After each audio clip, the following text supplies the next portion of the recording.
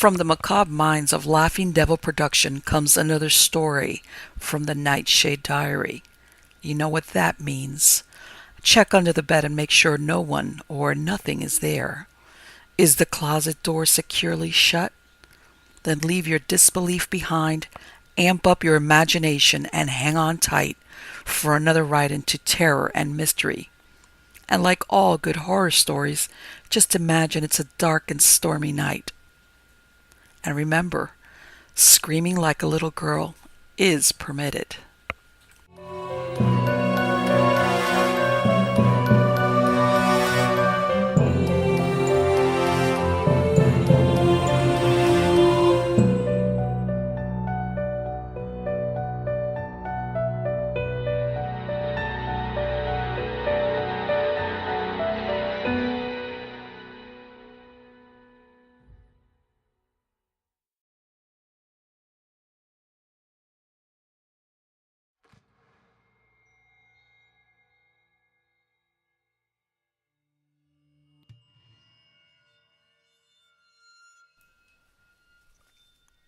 The Old Nurse's Story.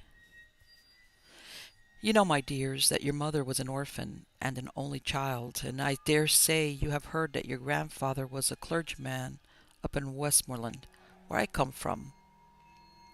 I was just a girl in this village school when one day your grandmother came in to ask the mistress if there was any scholar there who would do for a nursemaid. And mighty proud I was, I can tell you, when the mistress called me up and spoke to my being a good girl at my needle and a steady, honest girl, and one whose parents were very respectable, though they might be poor. I thought I should like nothing better than to serve the pretty young lady, who was blushing as deep as I was, as she spoke of the coming baby, and what I should have to do with it. However, I see you don't care so much for this part of my story as for what you think is to come, so I'll tell you at once. I was engaged and settled at the parsonage before Miss Rosamond, that was the baby who is now your mother, was born. To be sure, I had little enough to do with her when she came, for she was never out of her mother's arms and slept by her all night long, and proud enough was I sometimes when Mrs. trusted her to me.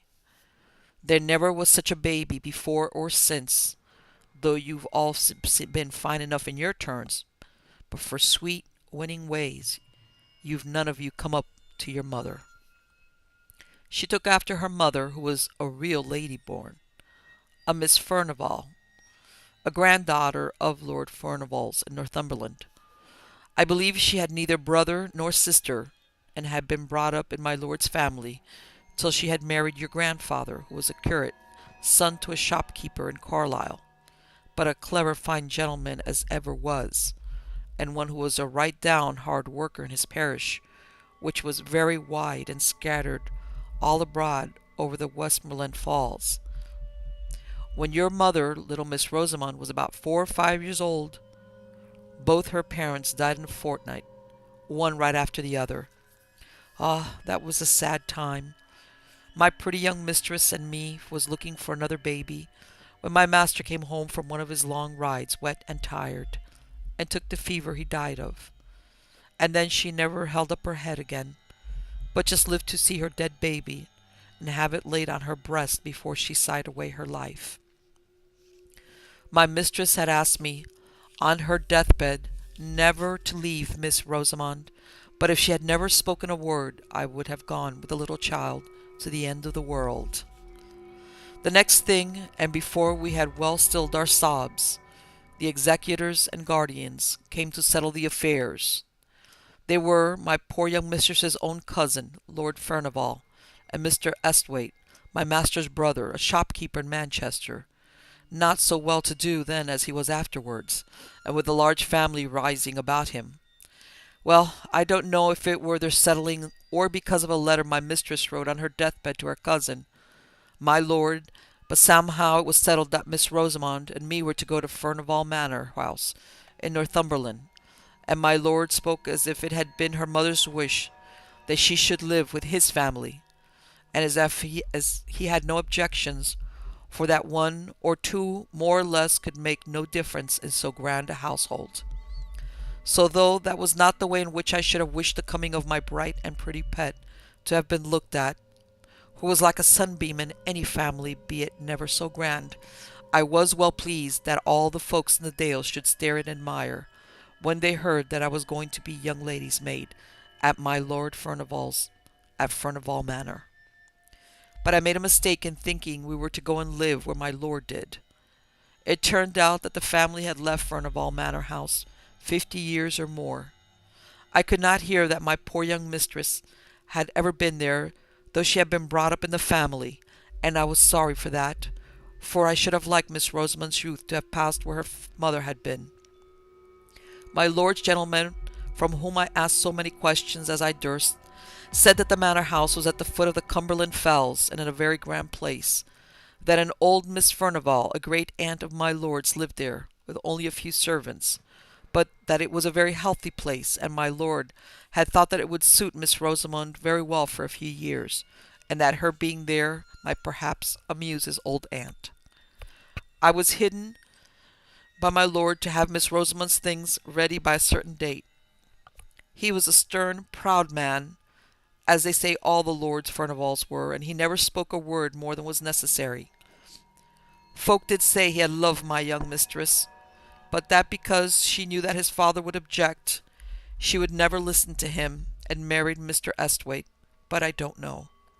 He never married, at any rate, but he never took much notice of Miss Rosamond, which I thought he might have done if he had cared for her dead mother. He sent his gentleman with us to the manor house, telling him to join him at Newcastle that same evening, so there was no great length of time for him to make us known to all the strangers before he, too, shook us off, and we were left two lonely young things, I was not 18, in the great old manor house. Seems like yesterday that we drove there. We had left our own dear parsonage very early, and we had both cried as if our hearts would break, though we were travelling in my lord's carriage, which I thought so much of once.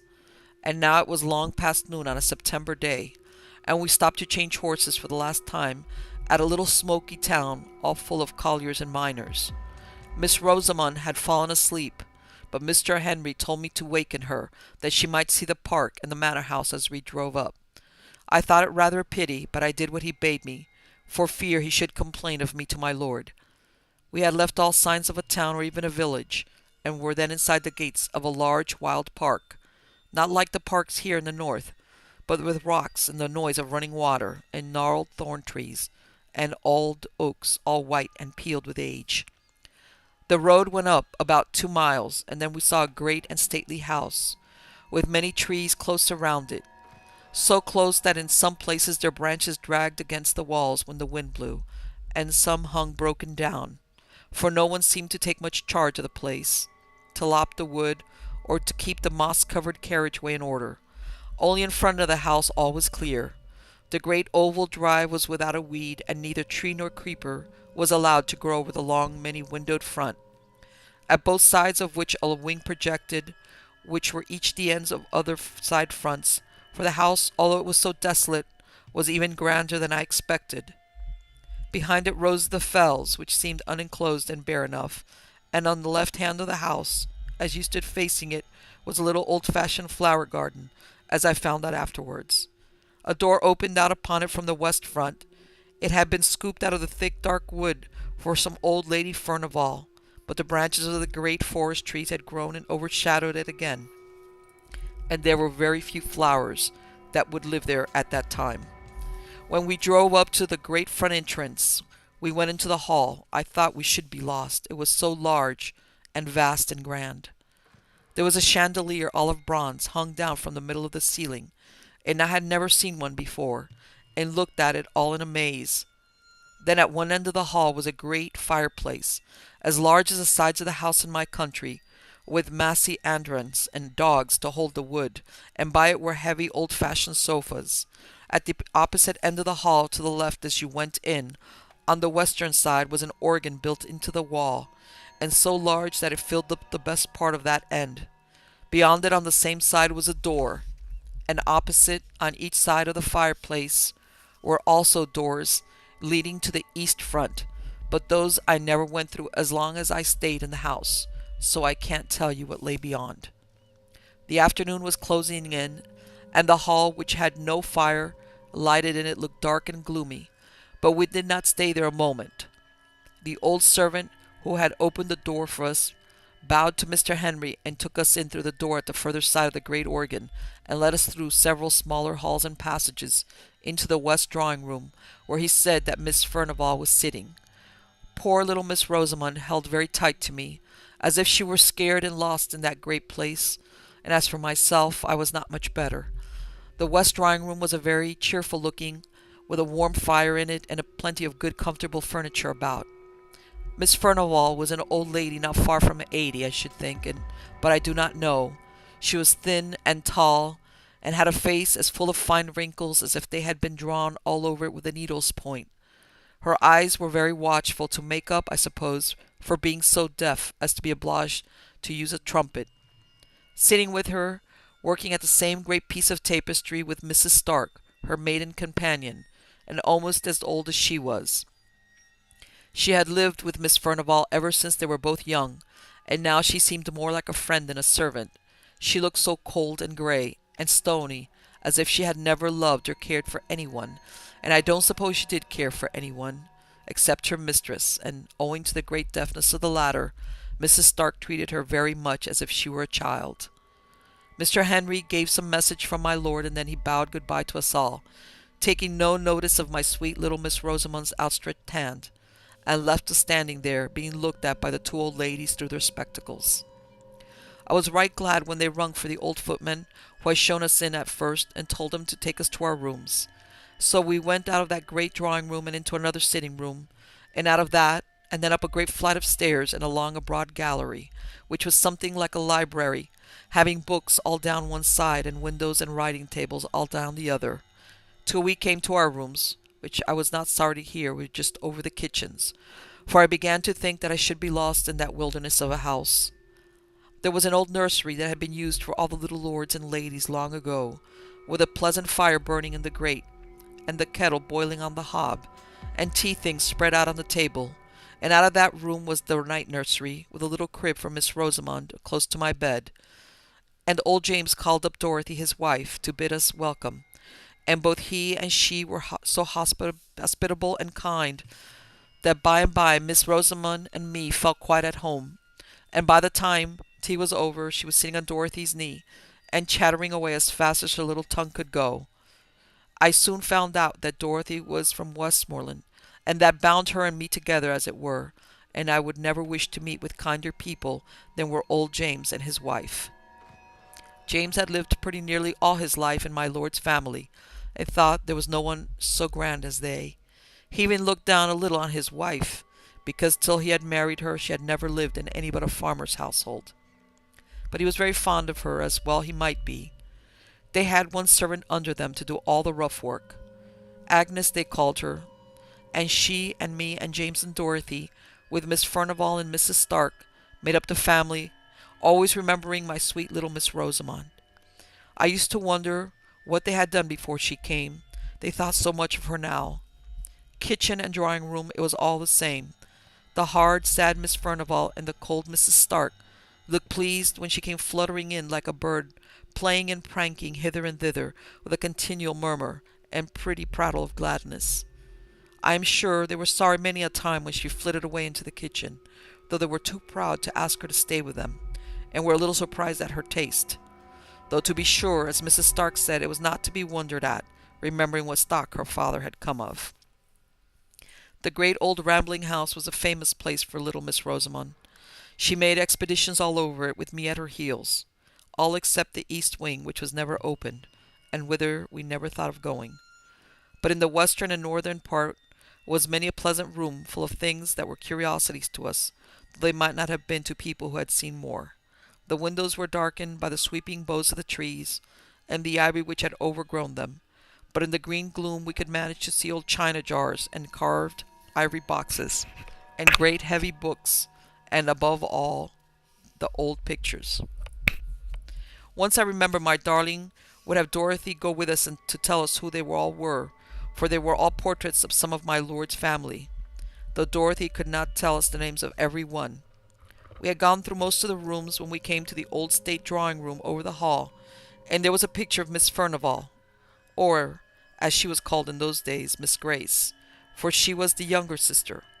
Such a beauty she must have been, with such a set, proud look, and such scorn looking out of her handsome eyes, with her eyebrows just a little raised, as if she were wondering how any one could have the impertinence to look at her.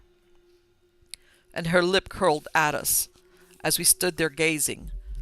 She had a dress on, the like of which I had never seen before, but it was all the fashion when she was young, a hat of some soft white stuff like a beaver pulled a little over her brows, and a beautiful plume of feathers sweeping around it on one side, and her gown of blue satin was open in front to a quilted white stomacher. Well, to be sure, said I, when I had my gaze my fill, flesh is grass, they do say, but who would have thought that Miss Furnivall had been such an out-and-out beauty to see her now? Yes, said Dorothy, folks change sadly, but if what my master's father used to say was true, Miss Furnivall, the elder sister, was handsomer than Miss Grace. Her picture is here somewhere, but if I show it you, you must never let on, even to James, that you have seen it. Can the little lady hold her tongue, think you? Asked she. I was not so sure, for she was such a little sweet, bold, open-spoken child. So I set her to hide herself, and then I helped Dorothy to turn a great picture that leaned with its face forward towards the wall, and was not hung up as the others were. To be sure, it beat Miss Grace for beauty, and I think for scornful pride too, though in that matter it might be hard to choose. I could have looked at it in an hour, but Dorothy seemed to have frightened at having shown it to me, and hurried it back again, and bade me run and find Miss Rosamond, for there was some ugly places about the house, where she should like ill for the child to go. I was a brave, high-spirited girl, and thought little of what the old woman said, for I liked hide-and-seek as well as any child in the parish, so off I ran to find my little one. As winter drew on and the days grew shorter, I was sometimes almost certain that I heard a noise, as if someone was playing on the great organ in the hall. I did not hear it every evening, but certainly I did very often, usually when I was sitting with Miss Rosamond after I had put her to bed, and keeping quite still and silent in the bedroom. Then I used to hear it booming and swelling away in the distance. The first night when I went down to supper, I asked Dorothy, who had been playing music, and James said very shortly that I was a gawk to take the wind sowing among the trees for music. But I saw Dorothy look at him very fearfully, and Bessie, the kitchen maid, said something beneath her breath, and went quite white. I saw they did not like my question, so I held my peace till I was with Dorothy alone, when I knew I could get a good deal out of her. So the next day I watched my time, and I coaxed and asked her who it was that played the organ, for I knew that it was the organ and not the wind well enough, for all I had kept silence before James. But Dorothy had had her lesson, I'll warrant, and never a word could I get from her. So then I tried Bessie, though I had always held my head rather above her, as I was even to James and Dorothy, and she was little better than their servant. So she said I must never, never tell, and if I ever told, I was never to say she had told me. But it was a very strange noise, and she had heard it many a time, but most of all on winter nights and before storms, and folks did say it was the old lord playing on the great organ in the hall, just as he used to do when he was alive. But who the old lord was, or why he played, and why he played on stormy winter evenings in particular, she either could not or would not tell me. Well, I told you I had a brave heart, and I thought it was rather pleasant to have the grand music rolling about the house, let who would be the player, for now it rose above the great gust of wind, and wailed and triumphed just like a living creature, and then it fell to a softness most complete, only it was always music and tunes. So it was nonsense to call it the wind, I thought. At first it might be Miss Furnivall who played, unknown to Bessie. But one day, when I was in the hall by myself, I opened the organ and peeped all about it and around it, as I had done to the organ in Crosswaite Church once before, and I saw it was all broken and destroyed inside, though it looked so brave and fine. And then, though it was noonday, my flush began to creep a little, and I shut it up, and ran away pretty quickly to my own bright nursery. And I did not like hearing the music for some time after that, any more than James and Dorothy did. All this time Miss Rosamond was making herself more and more beloved. The old ladies liked her to dine with them at their early dinner. James stood behind Miss Furnivall's chair, and I behind Miss Rosamond's all in state, and after dinner she would play about in a corner of the great drawing-room as still as any mouse, while Miss Furnivall slept, and I had my dinner in the kitchen. But she was glad enough to come to me in the nursery afterwards, for as she said, Miss Furnivall was so sad, and Mrs. Stark so dull. But she and I were merry enough, and by I got not to care for that weird rolling music, which did no one harm, if we did not know where it came from. That winter was very cold. The middle of October the frost began and lasted many, many weeks. I remember one day at dinner, Miss Furnivall lifted up her sad, heavy eyes and said to Mrs. Stark, "I am afraid we shall have a terrible winter," in a strange kind of meaning way. But Mrs. Stark pretended not to hear and talked very loud of something else. My little lady and I did not care for the frost, not we. As long as it was dry, we climbed up the steep brows behind the house and went up on the fells, which were bleak and bare enough, and there we ran races in the fresh, sharp air. And once we came down by a new path that took us past the two old gnarly holly trees, which grew about halfway down by the east side of the house. But the days grew shorter and shorter, and the old lord, if it was he, played more and more stormily and sadly on the great organ. One Sunday afternoon, it must have been towards the end of November, I asked Dorothy to take charge of little Missy when she came out of the drawing-room, after Miss Furnivall had had her nap, for it was too cold to take her with me to church, and yet I wanted to go. And Dorothy was glad enough to promise, and was so fond of the child that all seemed well, and Bessie and I set off briskly, though the sky hung heavy and black over the white earth, as if the night might never fully gone away, and the air, though still, was biting and keen. "We shall have a fall of snow," said Bessie to me. And sure enough, even while we were in church, it came down thick, in great large flakes, so thick it almost darkened the windows. It had stopped snowing before we came out, but it lay soft, thick, and deep beneath our feet as we tramped home.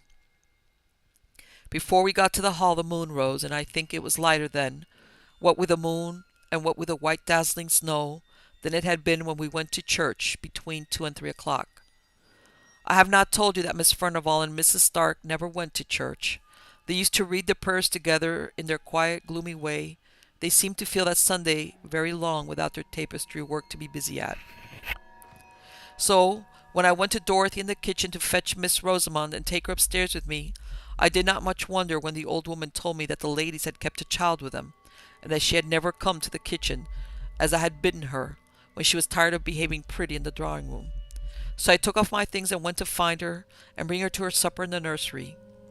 But when I went into the best drawing-room, there sat the two old ladies, very still and quiet, dropping out a word now and then, but looking as if nothing so bright and merry as Miss Rosamond had ever been near them.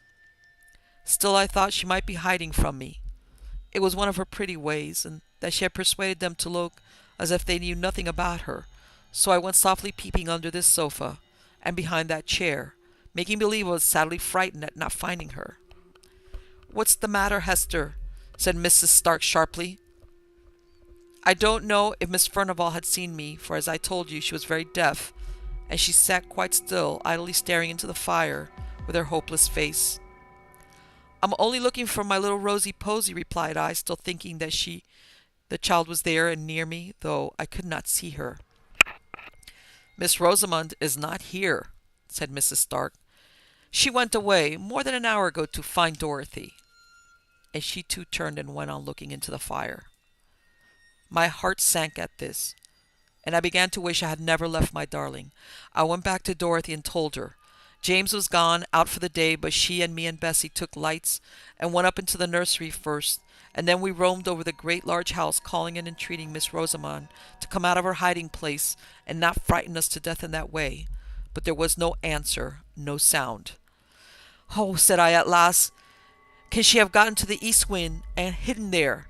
But Dorothy said it was not possible, for that she herself had never been there, and the doors were always locked, and my Lord Stewart had the keys. She believed at any rate neither she nor James had ever seen them. So I said I would go back and see if after all she was not hidden in the drawing room, unknown to the old ladies, and if I found her there, I said I would whip her well for the fright she had given me, but I never meant to do it. Well, I went back to the west drawing room, and I told Mrs. Stark we could not find her anywhere, and asked her for leave to look about the furniture there, for I thought now that she might have fallen asleep in some warm hidden corner. But no. We looked, Miss Furnivall got up and looked, trembling all over, and she was nowhere there. Then we set off again, everyone in the house, and looked in all the places we had searched before, but we could not find her. Miss Furnivall shivered and shook so much that Mrs. Stark took her back into the warm drawing room, but not before they had made me promise to bring her to them when she was found. Well a day! I began to think she would never be found when I bethought me to look out into the great front court, all covered with snow. I was upstairs when I looked out, but it was such clear moonlight. I could see quite plain 2 little footprints which might be traced from the hall door and around the corner of the east wing. I don't know how I got down, but I tugged open the great stiff hall door, and throwing the skirt of my gown over my head for a cloak, I ran out. I turned the east corner, and there a black shadow fell on the snow.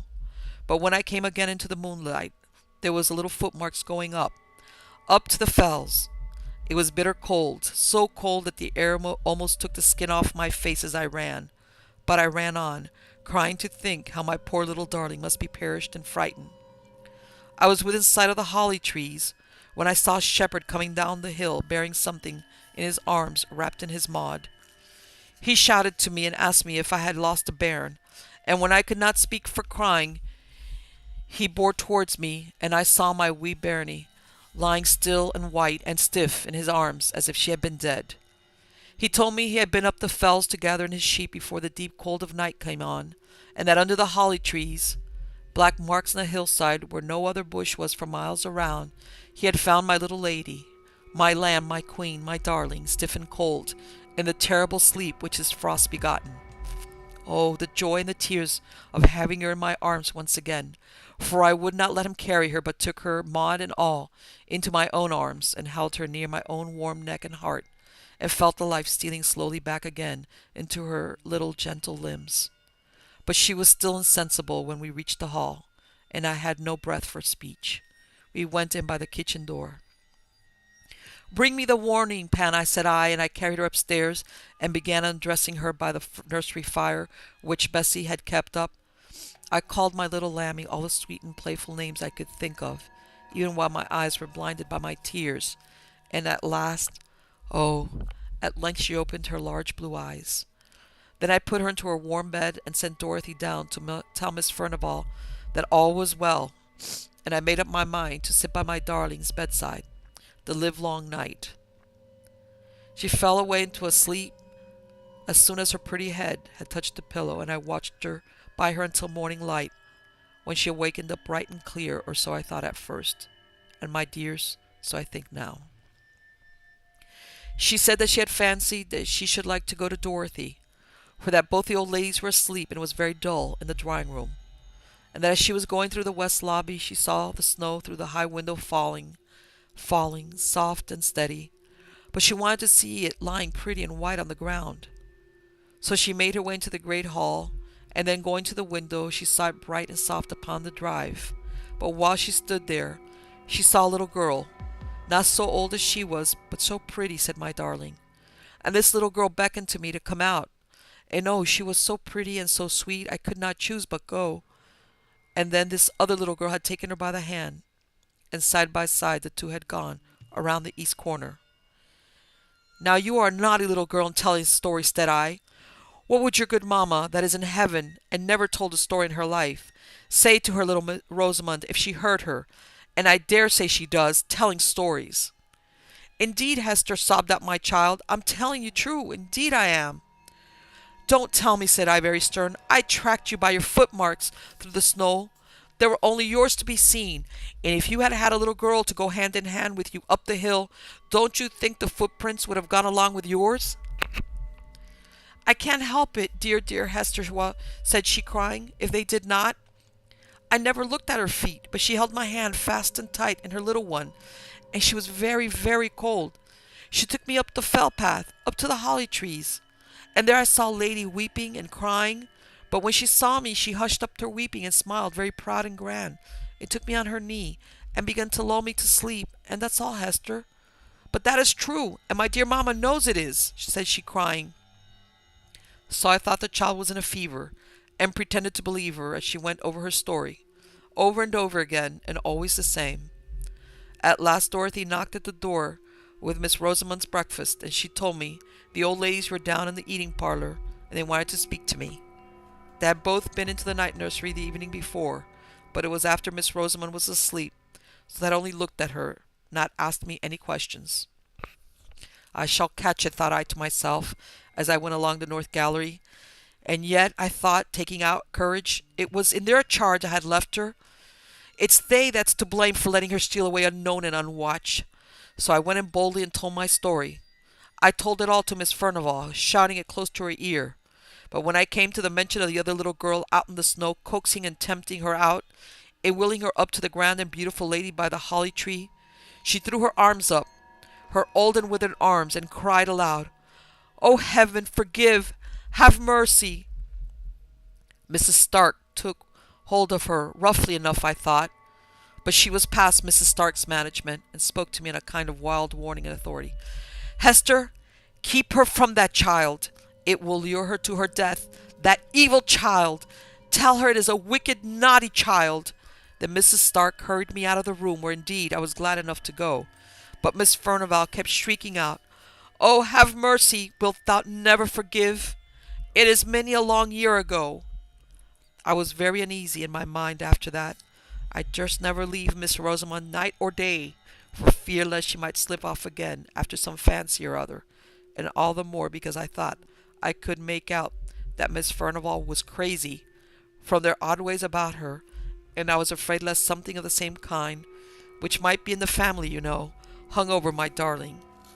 And the great frost never ceased all this time, and whenever it was a more stormy night than usual, between the gusts and through the wind, we heard the old lord playing on the great organ. But old lord or not, wherever Miss Rosamond went, there I followed, for my love for her, pretty helpless orphan, was stronger than my fear for the grand and terrible sound. Besides, it rested with me to keep her cheerful and merry, as beseemed her age. So we played together and wandered together, here and there and everywhere, for I never dared to lose sight of her again in that large and rambling house. And so it happened that one afternoon, not long before Christmas Day, we were playing together on the billiard table in the great hall. Not that we knew the way of playing, but she liked to roll the smooth ivory balls with her pretty hands, and I liked to do whatever she did. And by, without our noticing it, it grew dusk indoors, though it was still light in the open air. And I was thinking of taking her back into the nursery, when all of a sudden she cried out, "Look, Hester, look! There is my poor little girl out in the snow!" I turned towards the long narrow windows, and there, sure enough, I saw a little girl, less than my Miss Rosamond, dressed all unfit to be out of doors such a bitter night, crying and beating against the window panes, as if she wanted to be let in. She seemed to sob and wail, till Miss Rosamond could bear it no longer, and was flying to the door to open it, when all of a sudden and close upon us the great organ pealed out so loud and thundering, it fairly made me tremble. And all the more when I remembered me that, even in the stillness of the dead cold weather, I had heard no sound of little battering hands upon the window glass, although the phantom child had seemed to put forth all its force, and although I had seen it wail and cry, no faintest touch of sound had fallen upon my ears. Whether I remembered all this at that very moment, I do not know. The great organ sound had so stunned me into terror. But this I know. I caught up Miss Rosamond before she got the hall door open, and clutched her, and carried her away kicking and screaming into the large bright kitchen, where Dorothy and Agnes were busy with their mince pies. "What is the matter with my sweet one?" cried Dorothy, as I bore in Miss Rosamond, who was sobbing as if her heart would break. "She won't let me open the door for my little girl to come in, and she'll die if she is out on the fells all night. Cruel, naughty Hester," she said, slapping me, but she might have struck harder, for I had seen a look of ghastly terror on Dorothy's face which made my very blood run cold. "Shut the back kitchen door fast and bolt it well," said she to Agnes. She said no more. She gave me raisins and almonds to quiet Miss Rosamond, but she sobbed about the little girl in the snow and would not touch any of the good things. I was thankful when she cried herself to sleep in bed. Then I stole down to the kitchen and told Dorothy I had made up my mind. I would carry my darling back to my father's house in Applewhite, where if we lived humbly we lived in peace. I said I had been frightened enough with the old lord's organ playing, but now that I had seen for myself this little moaning child, all decked out as no child in the neighborhood could be, beating and battering to get in, yet always without any sound or noise, with a dark wound on its right shoulder, and that Miss Rosamond had known it again for the phantom that had nearly lured her to her death, which Dorothy knew was true, I could stand it no longer. I saw Dorothy change color once or twice. When I had done, she told me she did not think I could take Miss Rosamond with me, for that she was my lord's ward, and I had no right over her, and she asked me would I leave the child that I was so fond of, just for sounds and sights that could do me no harm, and that they had all got used to it in their turns. I was all in a hot trembling passion, and I said it was very well for her to talk, that knew what these sights and noises betokened, and that had perhaps had something to do with the spectre child while it was alive. And I taunted her so, that she told me all she knew at last, and then I wish I had never been told, for it only made me afraid more than ever. She said that she had heard the tale from old neighbors, that were alive when she was first married, when folks used to come to the hall sometimes, before it had got such a bad name on the countryside. It might not be true, or it might, but she had been told. The old lord was Miss Furnivall's father, Miss Grace, as Dorothy called her, for Miss Maud was the elder, and Miss Furnivall by rights. The old lord was eaten up with pride. Such a proud man was never seen or heard of, and his daughters were like him. No one was good enough to wed them, although they had choice enough, for they were the great beauties of their day, as I had seen by their portraits, where they hung in the state drawing-room. But, as the old saying is, pride will have a fall, and these two haughty beauties fell in love with the same man, and he no better than a foreign musician, whom their father had down from London to play music with him at the manor house. For above all things, next to his pride, the old lord loved music. He could play on nearly every instrument that ever was heard of, and it was a strange thing it did not soften him. But he was a fierce, dour old man, and had broken his poor wife's heart with his cruelty, they said. He was mad after music and would pay any money for it. So he got this foreigner to come, who made such beautiful music that they said the very birds on the trees stopped their singing to listen. And by degrees this foreign gentleman got such a hold over the old lord that nothing would serve him but that he must come every year, and it was he that had the great organ brought from Holland and built up in the hall where it stood now. He taught the old lord to play on it, but many and many a times when Lord Furnivall was thinking of nothing but its fine organ and his finer music, the dark foreigner was walking abroad in the woods with one of the young ladies, now Miss Maud and then Miss Grace. Miss Maud won the day and carried off the prize, such as it was, and he and she were married, all unknown to anyone, and before he made his next yearly visit, she had been confined of a little girl at a farmhouse in the moors, while her father, Miss Grace, thought she was away at Doncaster races. But though she was a wife and a mother, she was not a bit softened, but as haughty and as passionate as ever, and perhaps more so, for she was jealous of Miss Grace, to whom her foreign husband paid a great deal of court, by way of blinding her, as he told his wife. But Miss Grace triumphed over Miss Maud, and Miss Maud grew fiercer and fiercer, both with her husband and with her sister, and the former, who could easily shake off what was disagreeable and hide himself in foreign countries, went away a month before his usual time that summer, and half threatened that he would never come back again.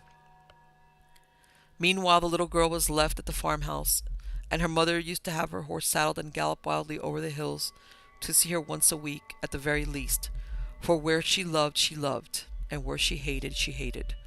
And the old lord went on playing on his organ, and the servants thought the sweet music he made had soothed down his awful temper of which Dorothy said some terrible tales could be told.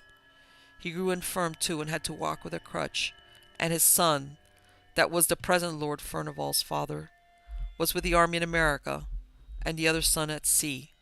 So Miss Maud had it pretty much her own way, and she and Miss Grace grew colder and bitterer to each other every day, till at last they hardly ever spoke, except when the old lord was by. The foreign musician came again the next summer, but it was for the last time, for they led him such a life with their jealousy and their passions that he grew weary and went away, and never was heard of again. And Miss Maud, who had always meant to have her marriage acknowledged when her father should be dead, was left now a deserted wife whom nobody knew to have been married, with a child that she dared not own, although she loved it to distraction, living with a father whom she feared and a sister whom she hated. When the next summer passed over and the dark foreigner never came, both Miss Maud and Miss Grace grew gloomy and sad. They had a haggard look about them, though they looked handsome as ever. But by and by Miss Maud brightened, for her father grew more and more infirm, and more than ever carried away by his music, and she and Miss Grace lived almost entirely apart, having separate rooms, the one on the west side, Miss Maud on the east, those very rooms which were now shut up. So she thought she might have her little girl with her, and no one need ever know except those who dared not speak about it, and were bound to believe that it was, as she said, a cottager's child she had taken a fancy to. All this Dorothy said was pretty well known, but what came afterwards no one knew except Miss Grace and Mrs. Stark, who was even then her maid, and much more of a friend to her than ever her sister had been. But the servants supposed from words that were dropped that Miss Maud had triumphed over Miss Grace, and told her all the time the dark foreigner had been mocking her with pretended love. He was her own husband. The color left Miss Grace's cheek and lips that very day forever, and she was heard to say many a time that sooner or later she would have her revenge, and Mrs. Stark was forever spying about the east rooms. One fearful night, just after the new year had come in, when the snow was lying thick and deep and the flakes were still falling, fast enough to blind anyone who might be out and abroad, there was a great and violent noise heard, and the old lord's voice above all, cursing and swearing awfully, and the cries of a little child, and the proud defiance of a fierce woman, and the sound of a blow, and a dead stillness, and moans and wailings dying away on the hillside. Then the old lord summoned all his servants, and told them, with terrible oaths and words more terrible, that his daughter had disgraced herself, and that he had turned her out of doors, her and her child, and that if ever they gave her help, or food, or shelter, he would pray that they might never enter heaven. And all the while Miss Grace stood by him, white and still as any stone, and when he had ended she heaved a great sigh, as much as to say her work was done, and her end was accomplished. But the old lord never touched his organ again, and died within the year, and no wonder, for on the morrow of that wild and fearful night the shepherds, coming down the fell, found Miss Maud sitting all crazy and smiling under the holly trees, nursing a dead child, with a terrible mark on its right shoulder. But that was not what killed it, said Dorothy. It was the frost and the cold. Every wild creature was in its hole, and every beast in its fold, while that child and its mother were turned out to wander on the fells. And now you know all, and I wonder if you are less frightened now. I was more frightened than ever, but I said I was not. I wished Miss Rosamond and myself well out of that dreadful house forever, but I would not leave her, and I dared not take her away. But oh, how I watched her and guarded her. We bolted the doors and shut the window shutters fast, an hour or more before dark, rather than leave them open 5 minutes too late.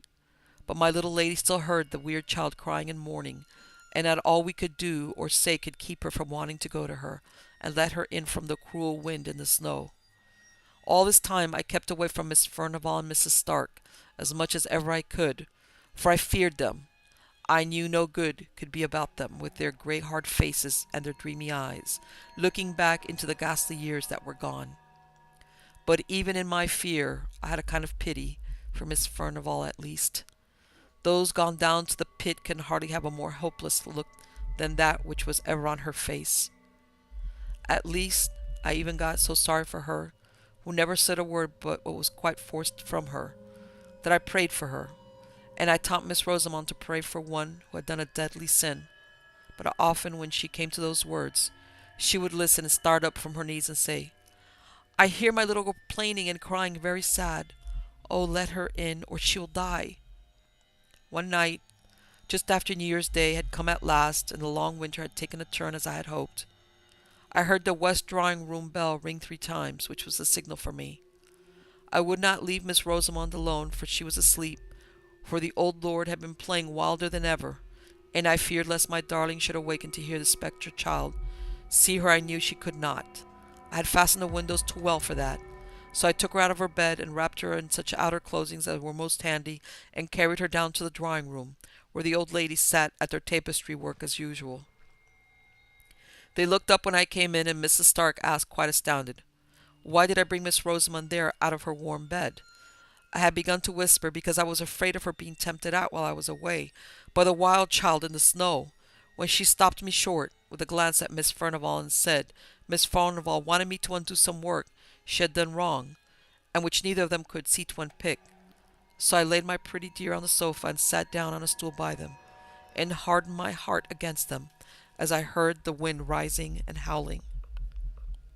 Miss Rosamond slept on soundly, for all the wind blew so, and Miss Furnivall never said a word, nor looked up when the gusts shook the windows. All at once she started up to her full height, and put up one hand as if to bid us listen. "I hear voices," said she. "I hear terrible screams. I hear my father's voice." Just at that moment my darling awakened with a sudden start. "My little girl is crying. Oh, how she is crying!" And she tried to get up and go to her, but she got her feet untangled in the blanket, and I caught her up, for my flesh had begun to creep at these noises, which they heard, while we could catch no sound. In a minute or two the noises came, and gathered fast, and filled our ears. We too heard voices and screams, and no longer heard the winter's wind that raged abroad. Mrs. Stark looked at me, and I at her, but we dared not speak. Suddenly Miss Furnivall went towards the door, out into the ante-room, through the west lobby, and opened the door into the great hall. Mrs. Stark followed, and I durst not be left, though my heart almost stopped beating for fear.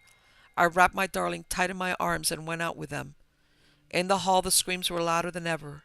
They sounded to come from the east wing, nearer and nearer, close on the other side of the locked-up doors, close behind them. Then I noticed that the great bronze chandelier seemed all alight, though the hall was dim, and that a fire was blazing in the vast hearth-place, though it gave no heat, and I shuddered up with terror and folded my darling closer to me. But as I did so, the east door shook, and she, suddenly struggling to get free from me, cried, "Hester, I must go. My little girl is there. I hear her. She is coming.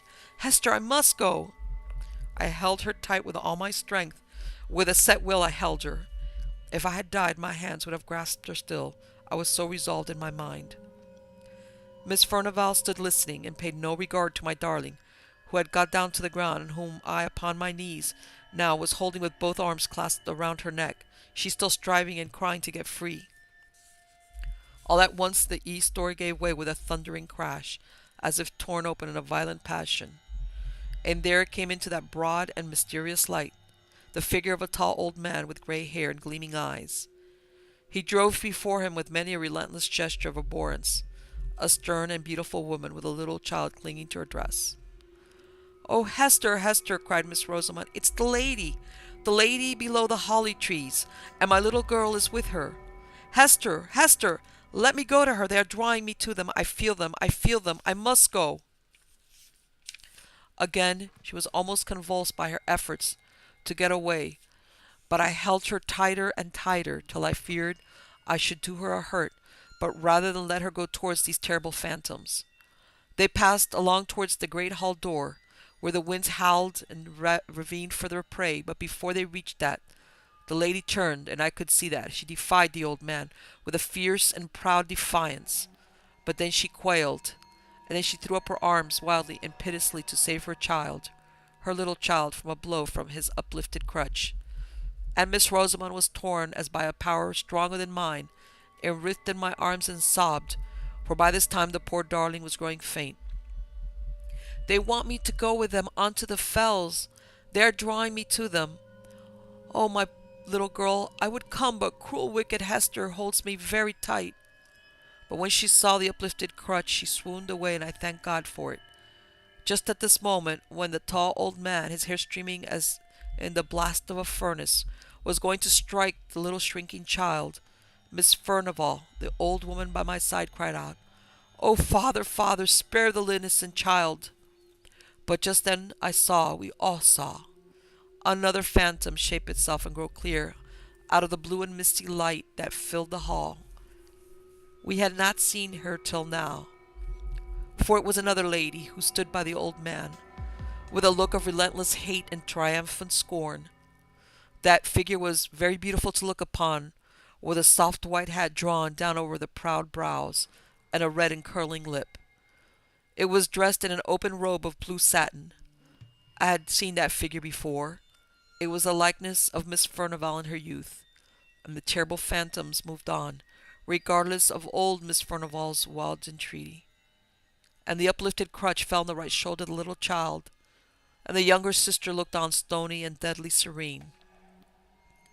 But at that moment the dim lights in the fire that gave no heat went out of themselves, and Miss Furnivall lay at our feet stricken down by the palsy, death-stricken.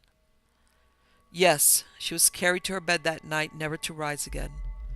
She lay with her face to the wall, muttering low, but muttering away. Alas, alas, what is done in youth can never be undone in age. What is done in youth can never be undone in age.